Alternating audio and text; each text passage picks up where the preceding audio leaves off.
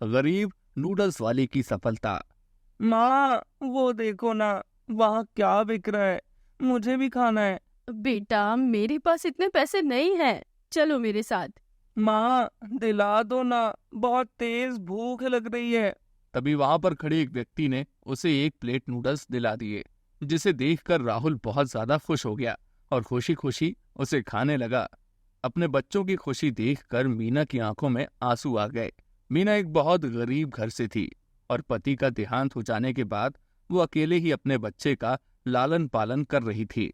वो लोगों के घरों में बर्तन झाड़ू का काम किया करती थी, पर जब काम नहीं मिलता तो उन लोगों का गुजारा होना काफी मुश्किल हो जाता, जिस वजह से मीना बहुत परेशान रहती, क्योंकि वो अपने बच्चे की फरमाइश पूरी नहीं कर पाती थी। राहुल का भी मन चलता था कि वो दूसरे बच्चों की तरह खेले कूदे। माँ, हम लोग कब अमीर होंगे? कब मैं दूसरे बच्चों की तरह खेल पाऊंगा? बेटा तुम चिंता मत करो, भगवान पर भरोसा रखो, सब सही हो जाएगा। माँ, पिताजी कहाँ चले गए हमें छोड़कर? वो कब लौट कर आएंगे माँ? मुझे पिताजी की बहुत याद आती है। ये सुनकर मीना की आंखों में आंसू आ गए और वो अपने बेटे राहुल को कोई भी जवाब नहीं दे पाई, पर वो कुछ ऐसा करना चाहती थी जिससे उन दोनों का गुजारा आराम से हो सके। और जब उसने अपने बेटे राहुल को नूडल्स खाते हुए देखा तो उसके मन में विचार आया, क्यों ना वो भी इसी का काम खोल ले। पर इसके लिए उसे पैसे चाहिए थे जो उसके पास नहीं थे, और उसने सोचा कि वो पहले मजदूरी करके पैसे कमाएगी और जब पैसे इकट्ठे हो जाएंगे तो वो उन्हीं से अपना नूडल्स का काम खोलेगी। समय तेजी से गुजर रहा था।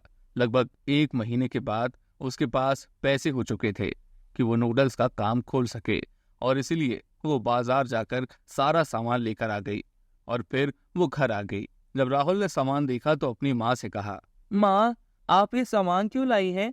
आप क्या करने वाली हैं? बेटा मैं नूडल्स की दुकान खोलूंगी, जिससे हम लोग बहुत जल्दी अमीर हो जाएंगे। क्या आप सच कह रही हैं?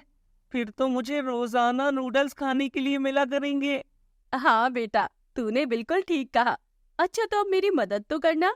हाँ माँ, अभी मैं आया। और ये कहकर राहुल अपनी माँ की मदद करने लगता है।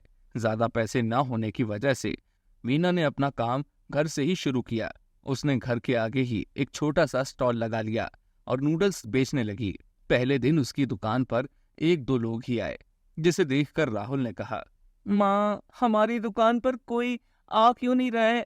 वैसे तो सभी ठेलों पर कितनी भीड़ रहती है ना। बेटा आएंगे, आज हम लोगों का पहला दिन है ना, इस वजह से तुम चिंता मत करो। तभी वहां पर एक आदमी आया। वो आदमी जाना पहचाना था।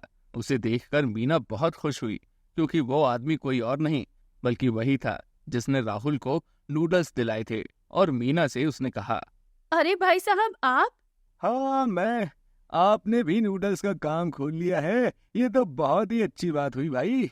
हाँ क्या करूँ, कोई काम धंधा मिलता ही नहीं है, और मैं नहीं चाहती हूँ कि मेरा बेटा दुखी रहे, इसीलिए ये काम खोल लिया। ये तो बहुत ही अच्छा किया आपने, क्योंकि आज के समय में कोई किसी की मदद नहीं करता है। चलिए फिर मुझे भी एक प्लेट खिला ही दीजिए। हाँ हाँ भाई साहब, क्यों नहीं। और ये कहकर उसने रमेश को एक प्लेट नूडल्स दे दिए। जब रमेश ने नूडल्स खाए तो वो बहुत ही हैरान हुआ, क्योंकि मीना ने बहुत ही स्वादिष्ट नूडल्स बनाए थे जो आसपास के ठेलों से काफी अलग थे। और उसने मीना से कहा, अरे आपने तो बहुत ही अच्छे नूडल्स बनाए हैं भाई, कहाँ से सीखे आपने? कहीं से नहीं भाई साहब, बस ऐसे ही देखकर सीख लिया है। उस दिन जब मैं उस दुकान पर खड़ी हुई थी, तभी मैंने इस दुकानदार को बनाते हुए देखा था, पर मैंने देखा कि उसने सामान बहुत कम डाला है, बस मैंने सामान थोड़ा ज्यादा डाल दिया। अरे ये तो बहुत ही अच्छी बात है, आपके नूडल्स बहुत ही स्वादिष्ट हैं। ऐसे नूडल्स मैंने कभी भी नहीं खाए। वैसे भी मेरे घर पर कुछ दिनों में पार्टी होने वाली है, तो आप ही मेरे घर पर नूडल्स की स्टॉल लगा देना। हाँ हाँ भाई साहब, क्यों नहीं, ये तो मेरे लिए बहुत बड़ी बात है। इसके बाद रमेश ने उसे एक कार्ड दिया और दिन बता दिया, और फिर वो वहां से चला गया। मीना बहुत खुश हुई कि पहले दिन ही उसे एक ऑर्डर मिल गया, और इसके बाद उसने उस दिन काफी अच्छी कमाई की। अब तो रोजाना उसके नूडल्स खूब बिक जाया करते थे।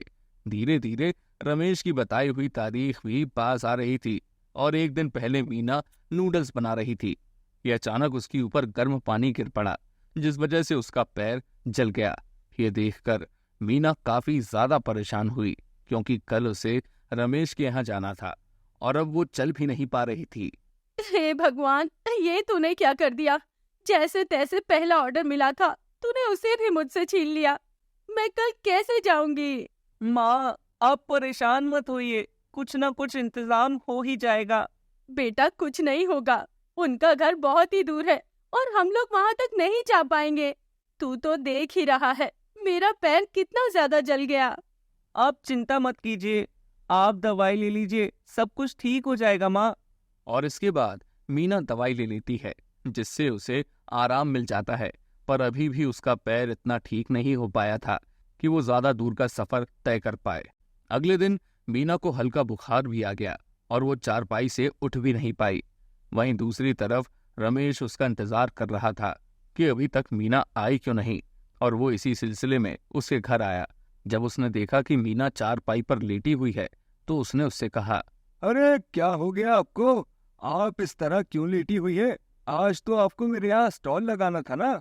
हाँ भाई साहब, मुझे पता है, पर कल मेरा पैर जल गया, जिस वजह से मुझे माफ कर दीजिए। मैं स्टॉल नहीं लगा पाऊंगी क्योंकि मैं आपके घर नहीं जा पाऊंगी। मुझसे तो चला भी नहीं जा रहा। क्या? ये तो बहुत बड़ी गड़बड़ हो गई। मैंने तो किसी दूसरे को बुलाया भी नहीं, मैंने तो सिर्फ आपसे ही कहा था। अब मैं क्या करूं?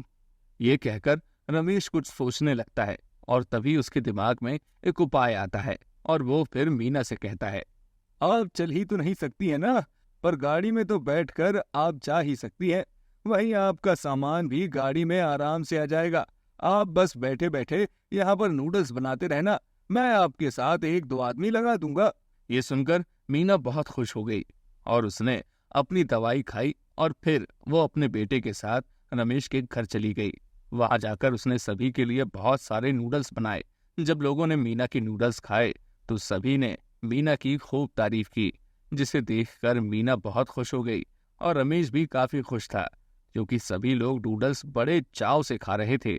इसके बाद रमेश ने मीना को अपने रिश्तेदारों से मिलवाया और उनसे कहा, अगर आप लोग इनके नूडल्स खाना चाहते हैं तो इनकी दुकान पर आ सकते हैं।